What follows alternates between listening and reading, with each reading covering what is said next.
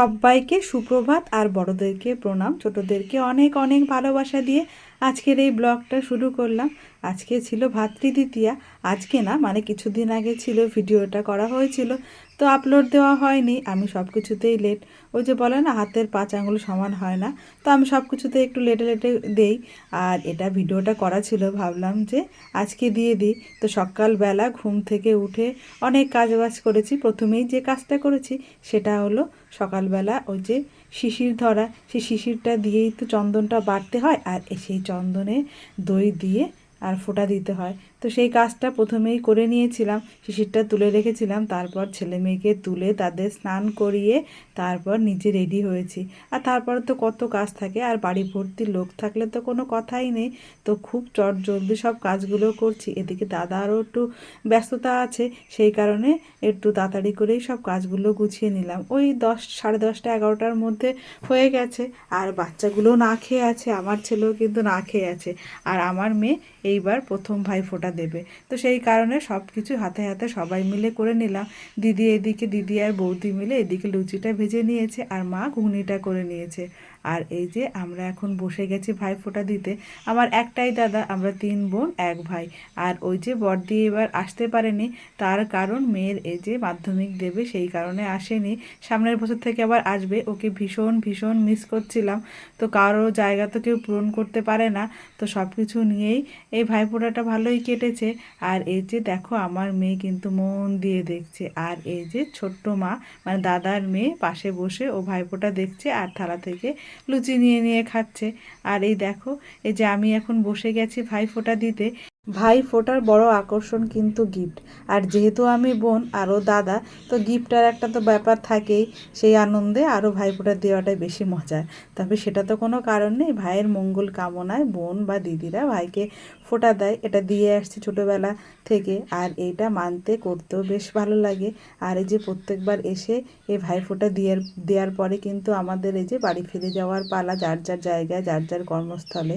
আর তারপরে দাদাকে দেওয়ার পরে এই যে আমার এক কাকুর ছেলে, এও ভাই হয়, একে কোনো দিন দেইনি, এই প্রথম দিচ্ছি। কারণ ওই যে সবাই একসঙ্গে হওয়া ভীষণ টাফ ব্যাপার, এক জায়গায় কেউ থাকে না। 6 মাসে 9 মাসে যখন বাড়িতে আসি, কারোর সঙ্গে খুব একটা যোগাযোগ হয় না দূরত্বের কারণে। তো এবার কোনো একটা কারণে হয়ে গেছে, তো ও এবার ভাইফোঁটা নিতে এসছে, আর ওকে এই প্রথম ভাইফোঁটা দিচ্ছি। তো বেশ, ওরও কোনো বোন নেই, তো আমরা ভাইফোঁটা দিচ্ছি। ও বেশ খুশি মনেই ভাইফোঁটা নিল, ওর খুব ভালো লেগেছিল। তো আমি দেওয়ার পরে দিদি ভাইফোঁটা দিল।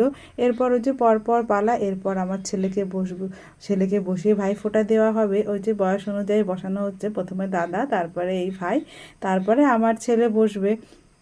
আর বোনগুলো ভাইফোঁটা দেওয়ার জন্য কিন্তু গিফটও এনে রেখেছে। আর আমার ছেলেও যা গিফট দেবে সেটাও কিন্তু আমি কিনে রেখেছি। এই যে গিফট না দিলে ভাইফোঁটাটা মনে হয় সব রকম সম্পূর্ণ হয় না ঠিকঠাক করে। এই যে গিফট দেওয়া নেওয়া, এর মধ্যেও কিন্তু ভীষণ আনন্দের। আর এই যে আমার দাদার বড় মেয়ে, ওর ভাইকে এই যে ফোঁটা দিচ্ছে। আর আমার ছেলে প্রথম থেকেই মনে হচ্ছে ওর একটু মানে ভয় ভয় লাগছিল প্রদীপের আগুন দেখে। তারপরে একটু সুড়সুড়িটাও বেশি।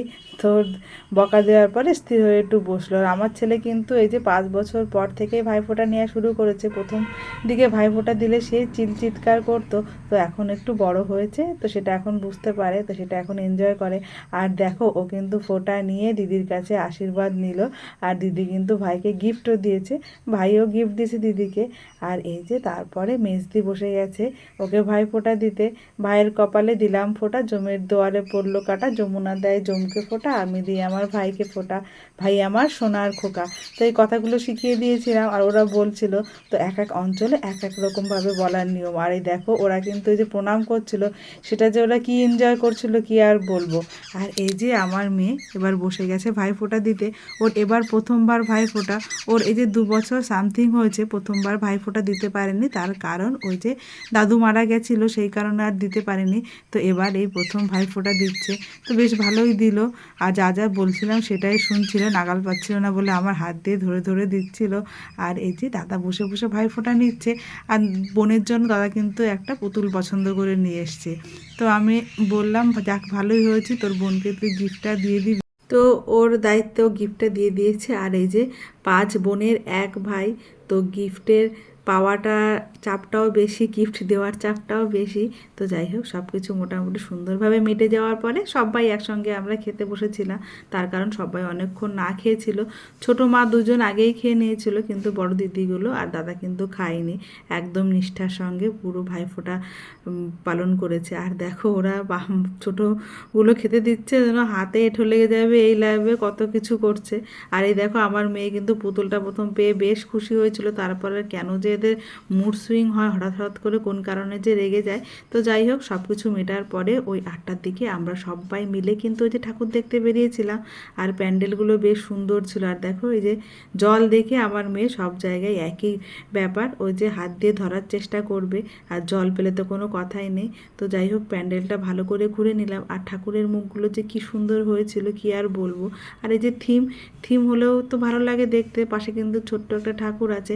আর প্যান্ডেলগুলো কিন্তু বেশ একটু অন্যরকম করেছিল, দেখতে বেশ সুন্দর হয়েছিল। আর সবাই মিলে একসঙ্গে বেরোলো। ওরা টোটোতে এসেছিল, আর আমরা এসেছিলাম কিন্তু গাড়িতে, এই জন্য আগে আগে পৌঁছে গেছিলাম। তো আমরা সবাই মিলে একটুখানি আমাদের নিজেদের ছবি তুলে নিলাম, ওরাও আসছে পেছনে। তো আস্তে আস্তে কিছু ছবি তুলে নেওয়া হলো।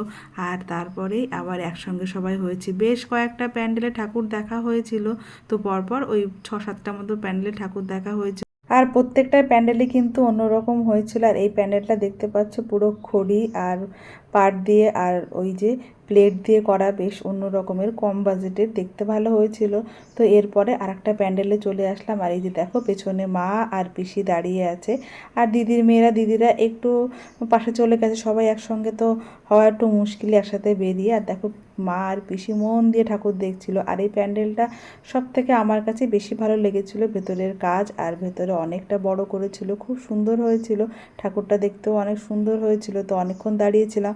আর এখানে কিন্তু বড় বড় দুটো স্ট্যান্ড ফ্যান ছিল, সেখানে দাঁড়িয়ে একটু হাওয়া খেয়ে নিলাম, তার কারণ প্রচুর গরম পড়েছিল ওই দিনকে।